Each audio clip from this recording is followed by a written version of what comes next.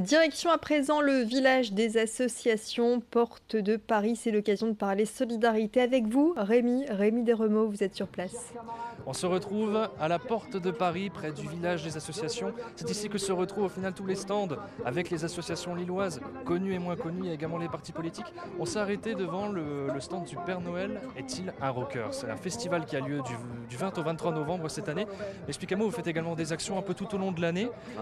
Ça en fait partie ici. Expliquez-moi justement, pour les gens qui ne connaissent pas l'association, qu'est-ce que vous faites? D'accord, donc depuis 25 ans, l'association Le Père Noël tient au cœur organise un festival solidaire qui, en fait, le but est d'aider les enfants à travers la musique.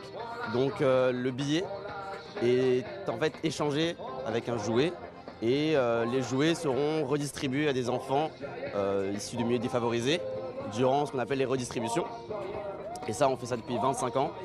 Et donc notre festival s'organise donc, comme vous l'avez dit, du 20 au 23 novembre.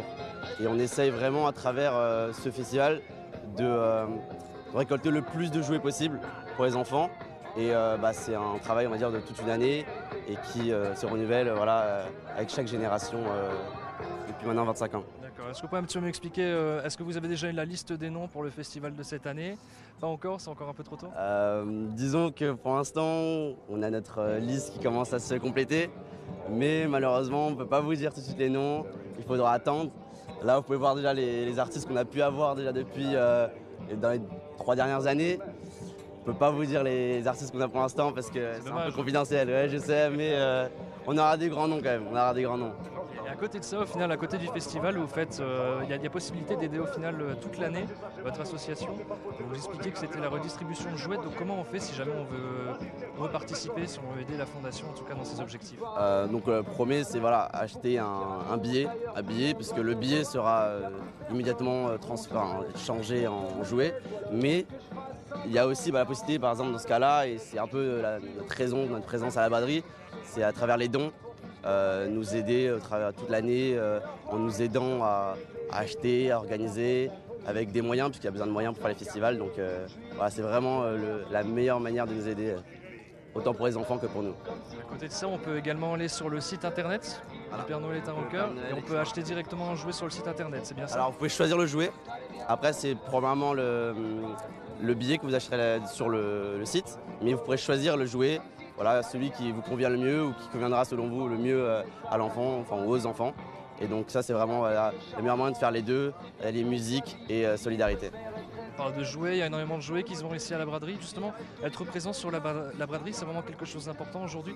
Vous avez besoin de visibilité telle que la porte de Paris, tel que cet endroit vous l'offre. Surtout la braderie, c'est quelque chose d'essentiel à la vie lilloise. Nous, on est un festival lillois depuis maintenant 25 ans et on essaie vraiment de faire partie de cette histoire, de cette vie lilloise. Et au-delà de ça, évidemment, il y a la visibilité. Le fait de se dire que la braderie, c'est un des plus grands événements d'Europe. Donc on veut vraiment être présent, essayer de, on va dire, un peu profiter, mais aussi de faire profiter, parce que par exemple cet après-midi, on va organiser une jam. Cette jam session, ce sera de la musique, une scène ouverte.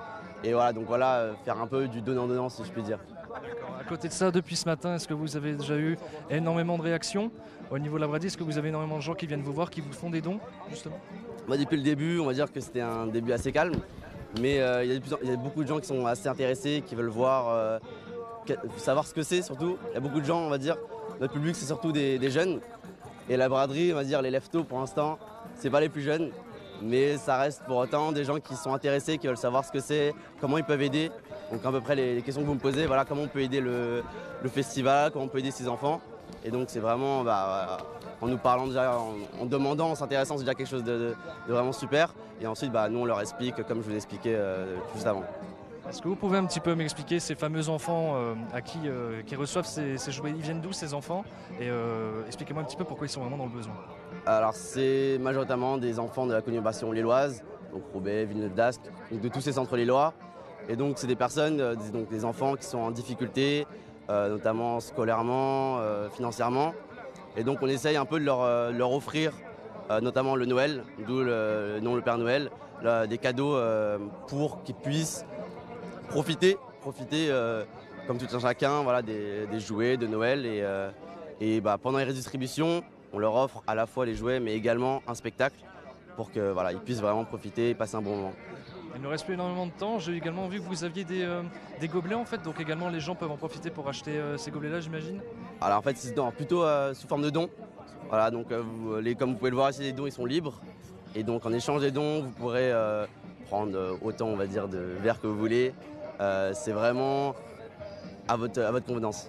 D'accord. Je vous remercie en tout cas Fabrice et je vous souhaite énormément de succès pour cette braderie. On se retrouve dans 30 minutes pour la braderie de la bande dessinée.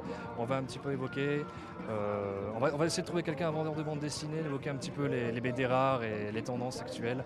On vous retrouve tout à l'heure.